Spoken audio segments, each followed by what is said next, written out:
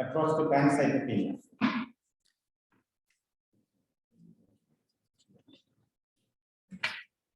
Any association members?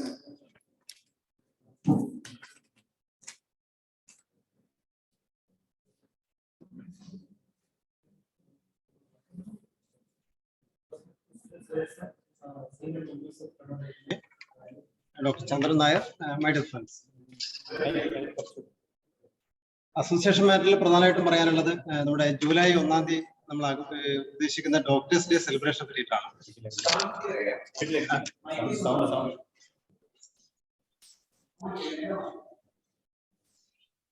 Hello,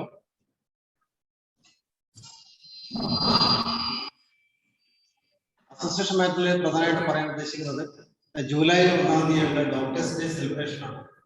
അത് കണ്ണൂർ ഒരു family മീറ്റും മറ്റ് കൾച്ചറൽ ഇവന്റ്സ് ആയിട്ടാണ് ആഘോഷിക്കാൻ ഉദ്ദേശിക്കുന്നത്. അവരിത് ഓഡിറ്റോറിയത്തിലാണ്.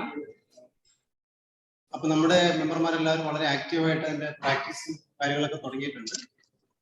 ഒരു 6ഓളം സോളോ ഇവന്റ്സും 10ഓളം ഗ്രൂപ്പ് ഇവന്റ്സും ഒക്കെ ഉണ്ട്. ഇനാഗുറേഷൻ ചെയ്യാൻ വേണ്ടിയിട്ട് കലക്ടർ സമ്മതിച്ചിട്ടുണ്ട്. അപ്പൊ അതില് പരമാവധി എല്ലാ മെമ്പർമാരും പാർട്ടിസിപ്പേറ്റ് ചെയ്യണം എന്നാണ് അഭ്യർത്ഥിക്കാനുള്ളത്. അതിൽ തന്നെ നമുക്കൊരു എത്രയും പെട്ടെന്ന് മെമ്പർമാരുടെ ലിസ്റ്റ് കിട്ടിയാൽ മാത്രമേ മറ്റ് അറേഞ്ച്മെന്റ്സ് ചെയ്യാൻ പറ്റുള്ളൂ. അതുകൊണ്ട് പരമാവധി എല്ലാവരും ഒരു 25-ാം തീയതി അല്ലെങ്കിൽ 28-ാം തീയതി കൂടെ തന്നെ അവരുടെ പേര് രജിസ്റ്റർ ചെയ്യണം. നമ്മുടെ ഗ്രൂപ്പിൽ അതിന്റെ ലിങ്ക് ഒക്കെ പോസ്റ്റ് ചെയ്യുന്നുണ്ട്. 25 ഇനി ഡിജിറ്റലൈസേഷനെ പറ്റിയിട്ടുള്ള കുറച്ച് കാര്യങ്ങൾ അത് പ്രസിഡന്റ് സുരേഷ് സാർ എക്സ്പ്ലെയിൻ ചെയ്തിട്ടുണ്ട്. As discussed in the online meeting held on Doctors Day last year, IMA Kannur has been working on digitalization of our branch, and now the digitalization is completed. So you can download the IMA Kannur app from Android platform Play Store. At present, the app is not available in iOS platform or an Apple phone. So the app has 4 parts: this profile, events, website, and support. Profile means the app contains details about the individual member. You can verify your schemes also in the scheme, and you can pay the branch dues by clicking pay now. Now events means the past and upcoming events are uploaded in the app, and attendance can be marked.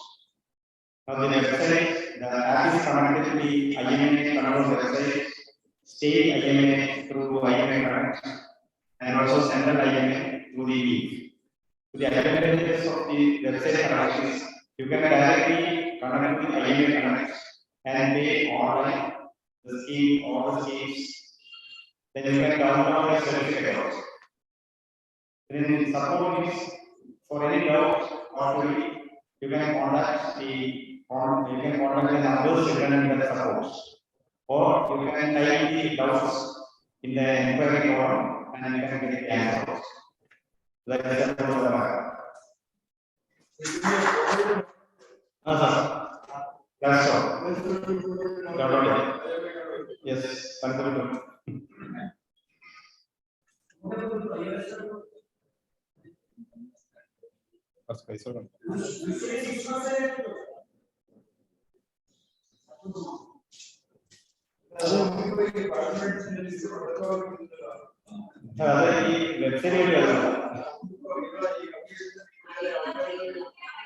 Sir അതില് അല്ല അതില് പാർട്ടിസിപ്പൻസിന്റെ list ഞാൻ ആ ഗ്രൂപ്പിൽ ഇട്ടിട്ടുണ്ട്. ഇന്ന് രാവിലെ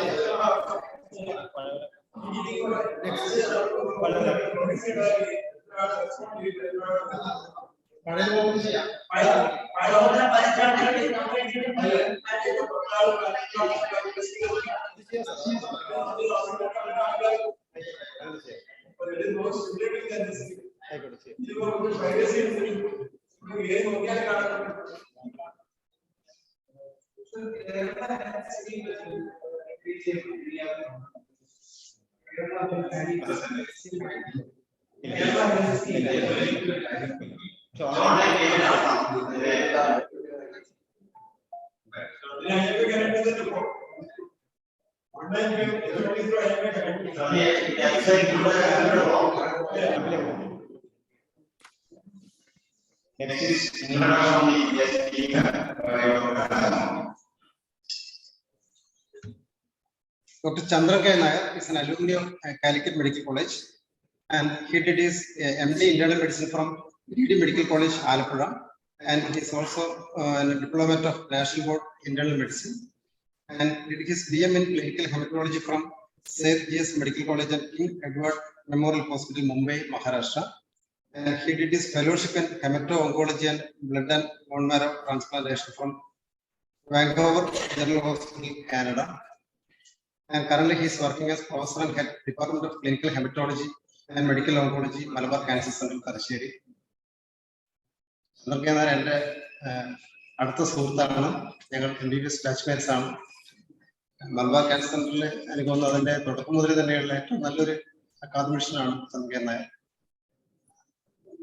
doctor ചന്ദ്രൻ, ഞാൻ സ്പീച്ച് വേണ്ടി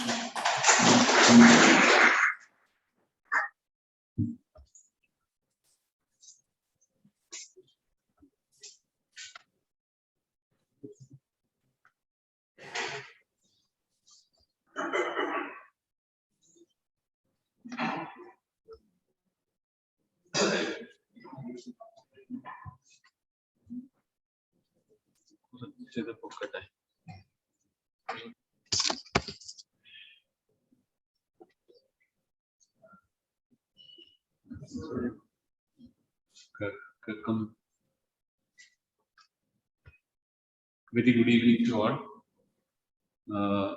രാജ്മോഹൻ ഞാനും വളരെയധികം അടുത്ത സുഹൃത്തുക്കളാണ്. അന്നു മുതലെയാണ്, ഇപ്പോഴും വളരെയധികം സുഹൃത്തുബന്ധം കാത്തു സൂക്ഷിക്കുന്ന ആൾക്കാരാണ്. സാധാരണ അങ്ങനെ ഞാൻ പറയുന്നില്ല, പക്ഷെ പൊതുവെ IMA അങ്ങനെ നമ്മൾ ഒരുപാട് മീറ്റിങ്ങിനൊന്നും സാധാരണ പോവാറില്ല നമ്മൾ. പക്ഷെ രാജ്മോഹൻ വിളിച്ചപ്പോ വരാൻ പറ്റില്ല എന്ന് പറയാൻ പറ്റിയില്ല. അപ്പോ anyway, so I sincerely thank Rajmohan and definitely Kannur IMA for giving me this opportunity to talk in front of all of you. So the topic selected is approach to Pancytopenia. So as we all know, the Pancytopenia means it is a reduction in the all types of blood cell lines, RBC, WBC, and platelets. So, and correspondingly, the symptoms will be related to anemia or leukopenia or thrombocytopenia. And it can be two different extremes. Sometimes it can be completely asymptomatic, so that on a routine evaluation, it is incidentally detected. On the other extreme, we do see patients, obviously all of you would have experienced, patients presenting in critically ill states, especially because of the neutropenia and then sepsis, or because of the severe thrombocytopenia leading to bleeding manifestation. So it can be two different extremes of presentation. And I would say, especially in tertiary care centers, it is definitely relatively common in clinical practice. May not be that common in a peripheral setting, but definitely I'm sure all of you would have come across Pancytopenia in your clinical practice. And the evaluation is usually definitely requires a comprehensive approach. And the most important thing is the identification of the cause can be very much challenging. And it can be due to wide variety of etiologies. Like it can be due to drugs, because there are specifically some drugs which can produce Pancytopenia. Then autoimmune conditions can be caused. Then sometimes malignancies can present, infections or inherited. So what I would do is, I will mention a few clinical scenarios of presentations of pancytopenia, and we will see what is the diagnosis rather than just blindly saying all the approaches. So in just like we talk about anemia, where we think about anemia can be due to reduced production of RBC or increased destruction of RBCs, or sometimes it can be a combination. Similarly, pancytopenia can also be labeled in the same manner. It can be either because of the impaired production or excess peripheral destruction, or it can be combination also. So the common causes in general, the same heading only we are talking about: impaired production, excess destruction, otherwise called peripheral destruction, and third one can be combination of either. Some of the situations like impaired production, aplastic anemia. So it's a dreaded disease where what happens is marrow is not functioning. So otherwise called hypoplastic or aplastic marrow, so that no production of RBC, WBC platelets happens. Similarly, the lower down, similar types of presentation like myelodysplastic syndrome, where the marrow is functioning, but it's not properly functioning, leading to ineffective erythropoiesis or ineffective hematopoiesis, leading to development of pancytopenia. Then similarly, any disorder infiltrating the marrow, like malignancy or myelofibrosis, all those things can also lead to impaired production, leading to pancytopenia. Similarly, destruction, usually destruction implies an autoimmune mechanism where normal production happens in the marrow. Once the cells are released into the peripheral blood, destruction happens because of the autoimmune mechanism or autoantibodies. And sometimes it can be destruction of all the cell lines, leading to pancytopenia, or sometimes RBC and platelets alone in a varying manner. Sometimes we call it Ivan syndrome, autoimmune bicytopenias. And the other example of peripheral destruction is splenic sequestration. Like marrow is producing normal amount of cells, but all the cells are sequestered in the spleen, so that pancytopenia results. And there are conditions we do get combination of these things, like there is production abnormality as well as increased peripheral destruction. The classical example is paroxysmal nocturnal hemoglobinuria, where the same mechanism, ineffective erythropoiesis, and there will be excess hemolysis. And because of the ineffective erythropoiesis or ineffective hematopoiesis, pancytopenia can be there. Then in case of SLE, it's again a situation where we can have impaired production, excess destruction. Impaired production due to various causes, excess destruction because of the autoantibodies. And the last one is a rare situation where we call it as transfusion associated graft versus host disease, a fatal condition. Now, for the before going to the cases, evaluation, just like in any clinical scenario, it requires a comprehensive history. Obviously, physical examination should be very proper, and basic investigations which can give us some clue about pancytopenia. Important things are CBC. Obviously, it will be showing the cytopenias. Second one is peripheral smear examination, and then reticulocyte count. I'm not talking about marrow here, because all the pancytopenias may not require a marrow examination to find out the cause. So these are the basic evaluation needed for a patient presenting with pancytopenia. Now we will see a few scenarios where there is impaired production. So when I display the cases, if you want to tell the diagnosis or differential diagnosis, you are welcome. So maybe it will become interesting. So this is the first case, a 42-year-old male presented with progressive anemic symptoms and gum bleed and purpura of 1 month duration. On examination, there is pallor, purpura was present. There is no lymphadenopathy or hepatosplenomegaly.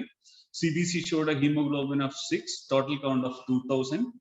And differential, we can see lymphocytic predominance, 78% lymphocytes, and platelet count is 18,000. So significant pancytopenia. And the peripheral smear showed, confirmed the diagnosis of pancytopenia. Occasional macrocytic red cells are present, but there are no abnormal cells. Then this patient underwent a marrow. Marrow was reported as markedly hypocellular marrow and shows predominantly some lymphocytes and plasma cells. Megakaryocytes are completely absent. So anybody can tell the diagnosis if you wish to. Other pancytopenia with absent cells in the marrow. Yes, so that is a diagnosis. So basically, there is no production of cells in the marrow. So there are no mega, and in case of aplastic anemia, the most important finding is usually absence of megakaryocytes. So this is a case of aplastic anemia. There was a second case, a 50-year-old lady presented with weight loss of 6 months duration and anemic symptoms of recent onset. Clinical examination, she had pallor, no lymphadenopathy, but significant enlargement of spleen, 8 centimeters below the causal margin. Hemoglobin was 7.8. Total count was 2,700. Platelet count, polymorphs good number, 60%. Platelet count 56,000. Peripheral smear showed leukoerythroblastic blood picture, and there are tear drops in the peripheral smear. And bone marrow aspirate was a dry tap, but bone marrow refined biopsy showed cellular marrow, increase in reticulin fibrosis, megakaryocytes, retipi. So I'm sure they are pathologists, they will be knowing because I'm displaying the bone marrow refined finding. So, but from the clinical point of view, a patient presenting with significant B symptoms, weight loss, recurrent fever, then pancytopenia, or transfusion-dependent anemia with presence of splenomegaly. So, one differential diagnosis to be considered is myelofibrosis. So, the marrow proves a diagnosis. The third case was an 18-year-old boy, fever of 2 weeks duration, and had fatigue, gum bleed for a short duration of 5 days. Then clinical examination, pallor was there, lymphadenopathy was there, liver was enlarged 4 centimeters, spleen was enlarged 5 centimeters. Hemoglobin was 10, total count 1,800. Again, lymphocytic predominant. Lymphocytes were 90%. Platelet counts were low, 12,000. Peripheral smear pancytopenia, and occasional atypical cells are described. Query blast. Suppose the BMA was not finding was not given here. So from the clinical point of view, what would be the diagnosis? Means peripheral smear is reported as presence of blast. Then hepatosplenomegaly, pancytopenia. Young patient, 18 years. So the possibility is acute leukemia, especially acute lymphoblastic leukemia, because presence of hepatosplenomegaly goes more in favor of lymphoblastic leukemia. And the marrow has proven the diagnosis. It is infiltrated. It is last line. It is showing presence of lymphoblast. So diagnosis. Acute lymphoblastic leukemia. I mean, even leukemia can present with pancytopenia. So sometimes we may think that every time the counts should always be high, even though it's called leukemia. It need not be always like presenting with leukocytosis. There can be situations where there can be pancytopenia, but still it can be acute leukemia in the bone marrow. So these are the various situations where the marrow is infiltrated with abnormal cells or abnormal things like fibrosis or metastasis or other types of malignancy, where there is impaired production. So normal hematopoiesis is not happening because of the infiltration by abnormal cells. So it can be acute leukemia, presence of lymphoma infiltrating the marrow. Sometimes even TB can be presenting as pancytopenia. The marrow may be completely infiltrated with the granulomas. Then in children, especially neuroblastoma can metastasize to marrow, leading to pancytopenia. Then hairy cell leukemia is definitely a rare disorder, but the classical presentation is either anemia or progressive pancytopenia, massive splenomegaly. The marrow will be giving us the diagnosis. And sometimes solid tumors can metastasize to marrow, leading to pancytopenia. The diagnosis will be evident. Suppose in general, if there is no clinical examination findings of a solid tumor malignancy, but if what happens is after investigating for the pancytopenia, we'll be seeing a carcinoma infiltrate, means any of the solid tumor metastasis into the marrow. Then only we will be starting investigating for the solid tumor. Such situations can also be there. Now we'll go to the fourth case. So this is a 65-year-old female. She's vegetarian diet, strict vegetarian, and that is for last many years. So obviously diagnosis clear. Then she presented with anemic symptoms of short duration. Short means last 3 months. Clinical examination, significant pallor, but there was no lymphadenopathy or hepatosplenomegaly. Hemoglobin was low, 8 gram. Total count was in the range of 2,300. Polymorphs are normal, like 49%. Platelet counts were also not very severely low. It is in the range of 65,000. And one more important finding from the CBC or the hemogram, MCV was on the higher side, like 110. And peripheral smear showed presence of macrocytes and hypersegmented neutrophils. So what will be the diagnosis? Yeah, so it's a megaloblastic anemia, B12 deficiency. So this is one of the situation where we do not require a marrow for confirmation of a megaloblastic anemia. And there is one more thing I wanted to mention. So there are, the expert or standard recommendation is to test for a serum B12 or serum folate in case of a megaloblastic anemia or a pancytopenia, which are with a megaloblastic picture. But usually what happens is when we order for serum B12, it has marked relation to the diet pattern in the sense that relation to the food intake. So it is not usually reliable. Serum B12 levels may not always correlate with the original levels. Or sometimes people can be deficient, still B12 levels can come as having normal values. So what we usually do in our clinical practice, just give B12 trial for a period of 7 days, so that if the patient responds, so it is taken as B12 deficiency. Just like we say, if somebody responds to iron treatment in a suspected iron deficiency, that confirms the diagnosis. Similarly, if we give B12 and the patient responds, then it is confirmatory of B12 deficiency. We don't usually order for serum B12 or folate levels. So that is megaloblastic anemia. Now the fifth case, this is a 73-year-old male presented with anemic symptoms and bleeding manifestation of 6 months duration. So elderly person presenting with 6 months duration of anemic symptoms and bleeding manifestation. And this person is transfusion dependent, like every month requires 1 unit of red cell transfusion, and over the last 6 months received near 20 units of random donor platelets. Basically, there is requirement of both RBC and platelet transfusion. So significant cytopenias. Clinical examination, there was pallor, but there was no lymphadenopathy or hepatosplenomegaly. Hemoglobin was 5.5.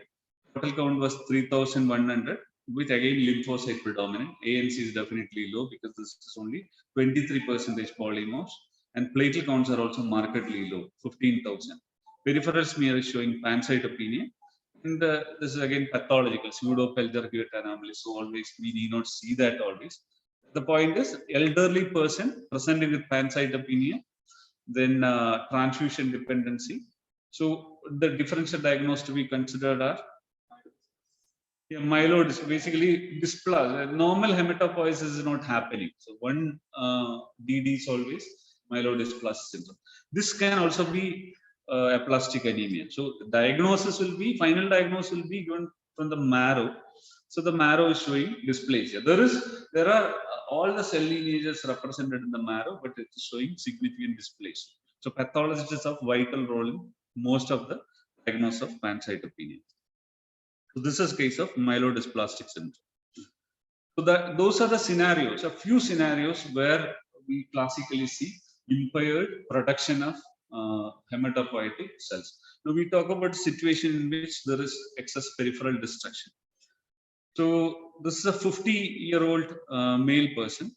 He's a chronic alcoholic, presented with pedal edema, abdominal distension of 3 months duration. Clinical examination showed presence of pallor. Then there was edema, ascites, and splenomegaly was there, 5 centimeters below the postal margin. HB was 8. Total count was 2,000. Polymorphs and lymphocyte distribution was nearly normal. Platelet count 60,000. Again, not severely low. It is not like 10,000 or 15,000. It is in the range of 60,000. And peripheral smear confirmed the diagnosis of pancytopenia. So, alcoholic person presenting with pancytopenia. So, obviously, the important point or important differential diagnosis in our mind would be a patient, he has got a chronic liver disease, which is the reason for pancytopenia. So, USG abdomen confirmed the diagnosis of cirrhosis liver portal hypertension. And in this situation, we know that this is most likely resulting from the liver issue, and secondary to that there is splenomegaly and then splenic sequestration hypersplenism, all those things.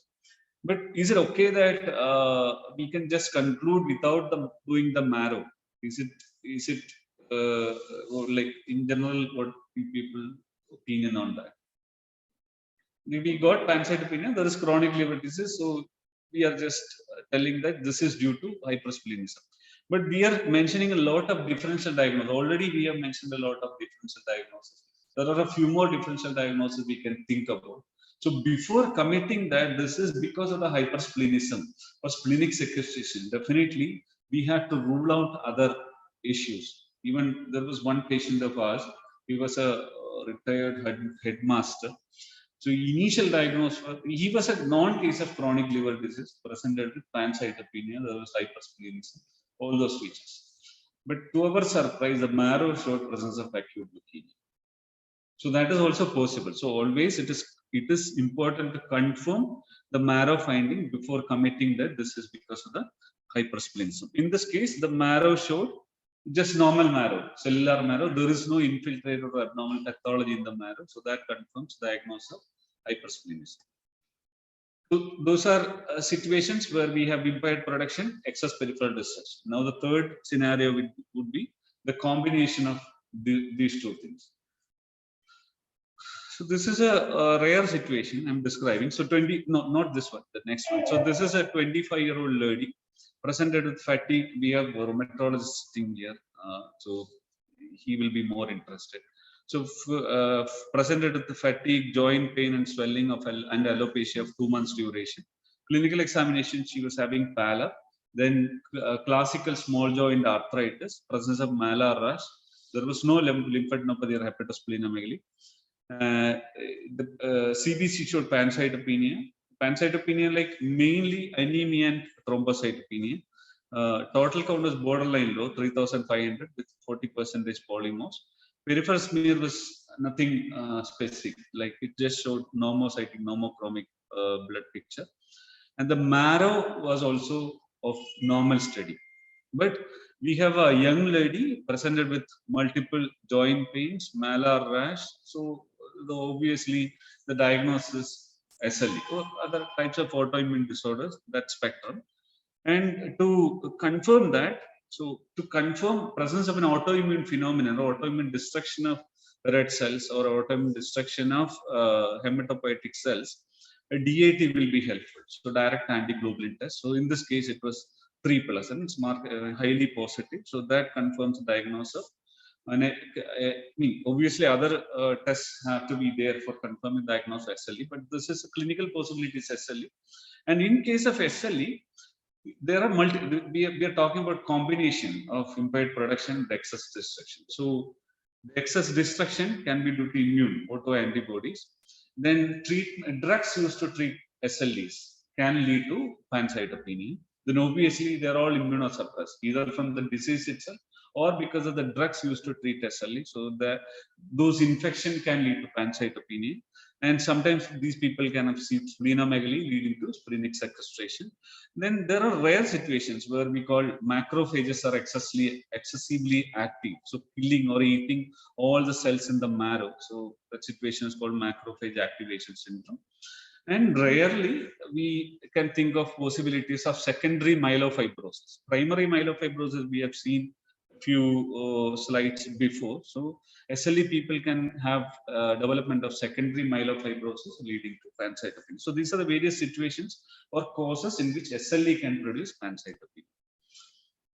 And there are other rare autoimmune disorders which can present with pancytopenia. These are not common, like autoimmune lymphoproliferative syndrome, common variable immunodeficiency. And Evans syndrome is one not very rare when compared to the other disorders. Evans syndrome simply means somebody having autoimmune anemia plus autoimmune thrombocytopenia, that combination. And sometimes it can be autoimmune pancytopenia also. That is, can also be called as within this spectrum. So last case, I think. So this is second last slide. So this is a 45-year-old male. Patient had a past history of thrombosis, portal vein thrombosis. And this time presented with anemic symptoms of 5 months duration. and history of cola-colored urine during fever or infection specifically. Clinical examination, there was presence of pallor, jaundice. There was no lymphadenopathy or hepatosplenomegaly. So we know that if somebody has got pallor and jaundice, one differential diagnosis is hemolysis, indirect hyperbilirubinemia. So there is some amount of hemolysis going on, which also points towards, or the other point which points towards hemolysis, hemolytic process going on, is the history of cola-colored urine. Basically indicates intravascular hemolysis. Then hemoglobin was 6, total count was 2,800, platelet polymorphs were low. There was significant pancytopenia. Another point which is suggestive of active or ongoing hemolytic process, the presence of high reticulocyte count, 5%. And peripheral smear showed the presence of again hemolytic phenomena, polychromasia. And the marrow, because there is hemolysis, we know that marrow will be trying to compensate by producing excess RBC. So obviously marrow there will be erythroid hypoplasia. So all these points together, so what would be the diagnosis? It's not a common thing, but I have given all the features. Yeah, so it is PNH, paroxysmal nocturnal hemoglobinuria. In tertiary centers, we do see such cases, and what happens is there should be some index of suspicion before reaching to this diagnosis. This was a case of PNH. So this is the last case, 7-year-old male child presented with fever of 2 months duration. Then there was progressive deterioration in general condition, especially the child was appearing very much toxic with recurrent fever. Then clinical examination, there was pallor, spleen was enlarged, splenomegaly, then toxic appearance as I mentioned. Then hemoglobin was 8, total count 2,300, platelets were low, 40,000. So there was pancytopenia. Then other points are deranged liver function, SGOT and SGPT were high. Then with this features, one differential diagnosis to consider is hemophagocytic lymphoma or HLH, something like a macrophage activation syndrome I was mentioning before. So to check whether this child has got HLH or not, more investigations were ordered. So usually the diagnostic investigation would be assessment of, measurement of triglycerides, fibrinogen and ferritin. All those things were pointing towards HLH, the hypofibrinogenemia, rise in triglyceride, and high serum ferritin. And here marrow would be definitely indicated, because we need to check if there is active hemophagocytosis going on. But one more point, maybe more important for pathologists, even if we do marrow at this stage, and if it is not showing hemophagocytosis, but if all the other findings are there, it is confirmatory of HLS. So we need not look, because there are written criteria for HLS. 8 points are there, of which 5 points have to be satisfied for reaching the diagnosis. But if sometimes the 5 points will be already there, so that we have the definite diagnosis. But if you wait for the 5 points to come for making a diagnosis, by the time child would be extremely sick, and we may even lose child, or even adult, it can happen. So the point is, hemophagocytosis need not be always present in the first marrow. So sometimes we may end up doing a repeat marrow in such clinical scenarios. So that was a case of hemophagocytic lymphohistiocytosis. So those are the various clinical scenarios where pancytopenia, we do come across pancytopenia in clinical practice. So these are a few slides in which I'm going to summarize the points. So pancytopenia, obviously, sometimes what happens, even if we see a report of pancytopenia, definitely we have to confirm it with a repeat CBC in one of labs which we think they are reliable. Definitely, that is also a point, and that's more important for when we deal with patients present with thrombocytopenia. So sometimes a lab can give us a result, platelet count result is even as low as less than 10,000. And even our lab also may give the same finding of 10,000. But what happens is, when we request pathology people to look at the peripheral smear, the counts may be nearly normal because of the clumping of platelets. So the basic point is, it has to be confirmed by a repeat CBC or a CBC plus a peripheral smear, in which you you think those reports are from a lab in which you think those reports are reliable. And so once we confirm the presence of pancytopenia, we have to rule out effects of drugs or toxins, and then basic initial workup that we have been mentioning at the beginning. And if peripheral pancytopenia with a macrocytic RBC, usual DD is aplastic anemia or a myelodysplastic syndrome, and the other one is megaloblastic anemia. These are the three situations. Then if all those things are ruled out, we can go for additional work like marrow, and depending on what are the findings in the marrow, we can further work. Same thing only described in this picture also. So it can be due to consumption disorders, production disorders, and the combination. The scenarios we have already explained. And then importance of getting the marrow done and further test on the marrow like cytogenetics or FISH analysis. That is basically for this molecular analysis or cytogenetics analysis more important for patients with hematological malignancy or MDS, those types, but not in routine case of pancytopenia. But what we usually do is we try to collect and keep the samples for all these things. In case required, we can't do a repeat marrow.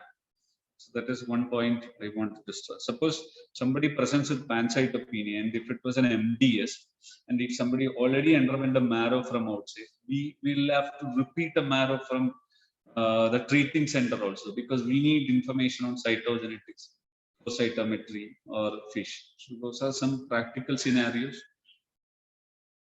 So to conclude, pancytopenia can be due to a wide array of medical conditions. And most important challenge or most important thing would be to identify the underlying cause of pancytopenia. And just like in any other case scenario, detailed history, for example, drugs or history of infection or past history of thrombosis that we have seen, anything significant, we think it is significant, we have to elicit that. And then detailed physical examination. And the cause can be, as I mentioned, can be due to impaired production or excess destruction, or a combination of all this phenomena. Thank you very much.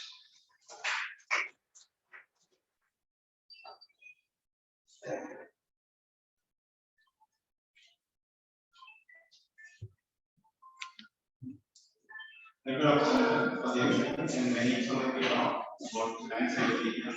The topic is open for discussion.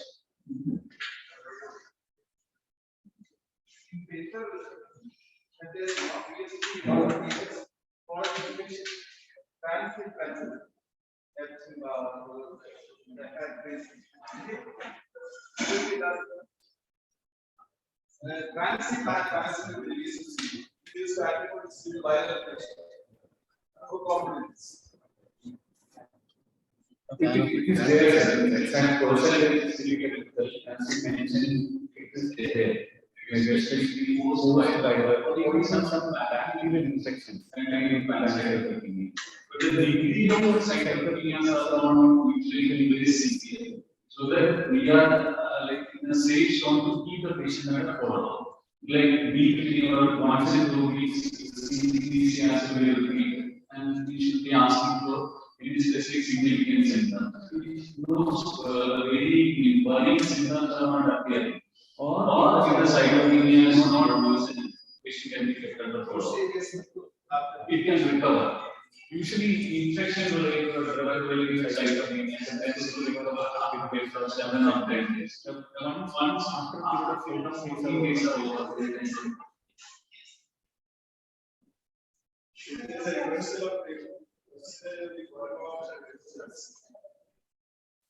The outcomes are more and impacts are less. And then they talk about 70, 20%. It is the reverse. Outcomes are around 25%. It was at 70. But a very long period of time. What is indication? All other parameters are wrong. It means there is a neutropenia. Yeah. So we have to find out the cause. But if somebody is completely asymptomatic, and like it also depends on how severe leukemia is. If it is like 20% neutrophils or 80% neutrophils, that person will have to control marrow. And if the marrow is perfectly normal, we can label it as some destruction, critical discharge and autoimmune mediated. But it's a very rare phenomenon where somebody has got such low neutrophils with all other cell lines normal. Very rare. Usually other combinations start appearing. So marrow, we could give some clue. Most likely, if it's an elderly person or aged person, it can be just because of the myelodysplasia. CC. Can it happen in malignant? If the marrow is infiltrated, if the marrow shows infiltration, it can happen. Very unlikely that it can be only the neutrophils are coming from. Other cell lines can also be getting affected. But otherwise, a person with HCC, isolated neutrophils, neutropenia, and all other cell lines normal, marrow being normal, very unlikely. There may be some other cause also. I'm telling about this. This is anticipation. And having treated for the So any drugs you are taking?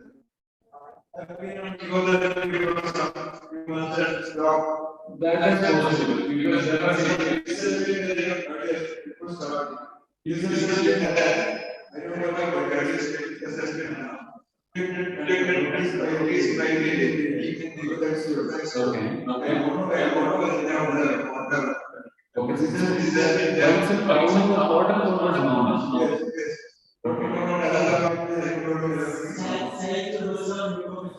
understood.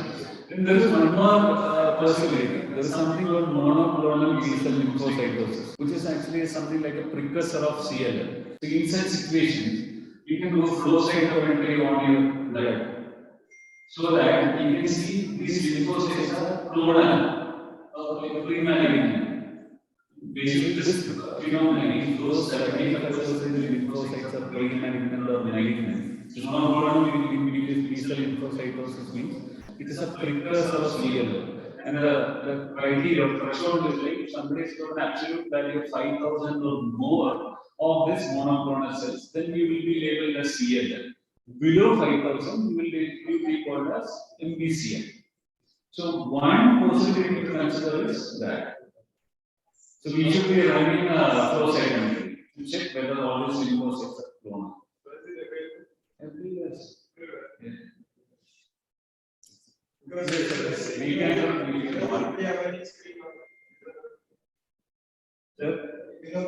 For this phenomenon, if it is MBCL, no treatment is required. I hope you have been maintaining this count for many years. Yeah, so if it is remaining at that level, no need for any treatment. And even if it becomes transformed to CLL, there are other indications. Just because there is presence of CLL or lymphocyte counts are rising, absolute treatment is not indicated. Like in this associated reduction in hemoglobin or associated reduction in platelet count, or even developing some symptoms related to CLL, like many symptoms we call it, recurrent fever or weight loss, anything is there, then you will require treatment. Otherwise, no treatment is required. But we can diagnose what is happening. That is possible.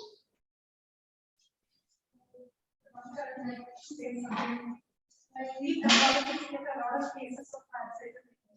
Unfortunately, we don't get accurate history. Like you were discussing about all those cases that you discussed. There are various things in the like other specific symptoms are there. We are not aware of all that. So when we see only the slide, only pancytopenia, we cannot do anything else but pancytopenia. These are possibilities maybe, and the ball is again in the clinician scope. So we always say that clinical correlation.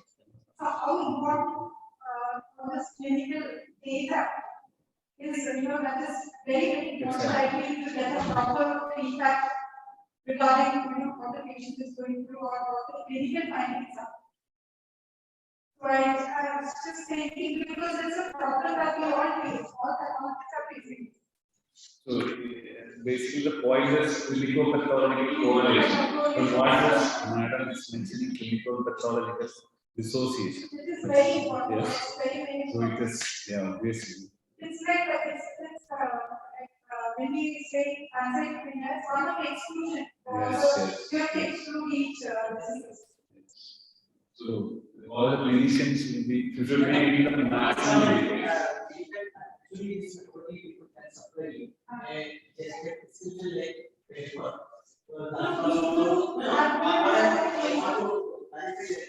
Just like CTMRI, there will be a paper. If there is a paper, the clinician will be detailing that. Otherwise, just a paper,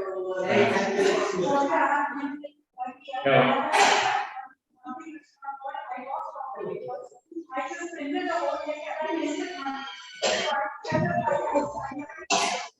So maybe at the time of request, you can put differential diagnosis. What is the deletion? What is there as a deletion? So that definitely what is going to happen when somebody looks at a smear or marrow. If there is a clinical suspicion in the beginning on the table, then only those findings will be searched. Otherwise, all those findings are going to be missed. And then what is going to happen is clinician will be blaming the pathologist will be blaming the clinician.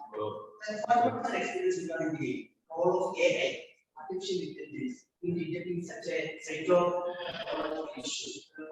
As we have mentioned, basic pathologists are not available today. Yes. That is why some person will be sitting down nowadays it's every moment.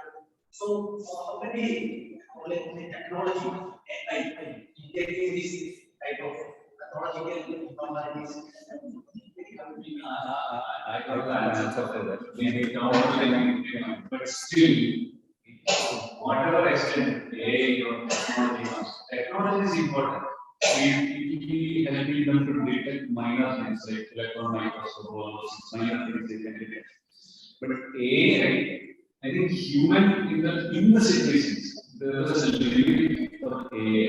I don't think that it can replace human inputs there. I need to read issues in MRI or in It is to say checkbox, like if so and so findings are there, it can be. Yeah, down the line it may come. But still, it will be mistakes. There is a center in Bangalore with the Fujifilm, Fujifilm is a camera. They are organizing everything about AI. Even the reports are being prepared.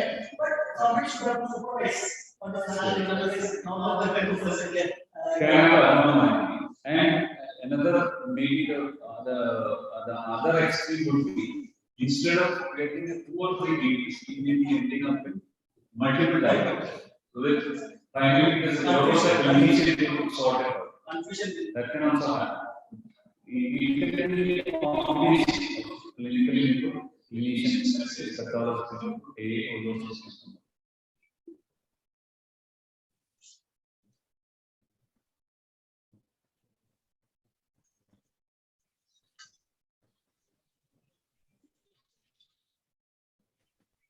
Not only, anything to add? So then, I think another question is, is that only thing is that what normally we see in why people are one of the most commonest things in the practice. Why Pancytopenia is because you have patients who are in hemoglobin of 9, 10. So it's taken for granted that the bicyclepenia becomes Pancytopenia. It's very common in these days. There doesn't need to be more. So that's not most common. But as you say, in tertiary centers, we take it for bigger things. Sometimes this also. It happens. It happens. It's a simple one. You wait for some day without an arrow. 2 to 4 weeks, the patient goes over. Please face it. Thank you. Thank you. Yes, ma'am. That's what for us in my experience very important that you will need for CMP. CMP basically Pancytopenia. CMP. Because sometimes the people who have this vaccine, this fever, the negative is whether it is SCA disease activity or lack of say, also of CMV, PCR, and all that. So, is there any? So one thing I can mention is if you get a diagnosis of HLS, to rule out the causes of HLS, you got to provide a map. CMV, EBV, HSC, all those things are screened. And other than that, post-mortem checks, usually as you mentioned, some of the earliest signs show some CMV reactivation, thrombocytopenia, or what happens is, since we are weekly monitoring the CMV PCR levels, before somebody goes into severe pancytopenia due to CMV or any type of infection, we are detecting them at an early phase so that we initiate treatment. But HLS, definitely all the viral panels are being screened, of which CMV is one of the important.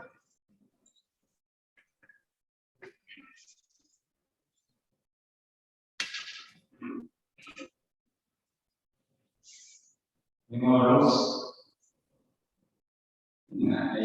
I invite Jason sir to hand over and move to next week.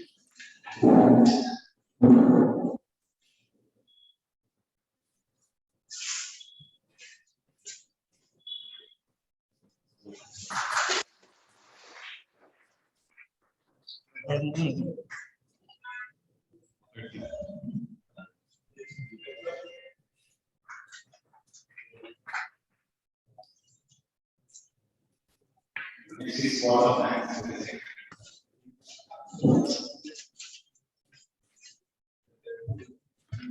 On behalf of the Kannur IMA, I express my sincere thanks to Dr. Chandran Nair for his excellent and informative talk on pancytopenia. Thank you, Dr. Chandran. Also, I thank all members of the Kannur IMA for their active participation in today's CME. So I thank today's sponsors, JB Pharma. Special thanks to them also. The meeting is adjourned.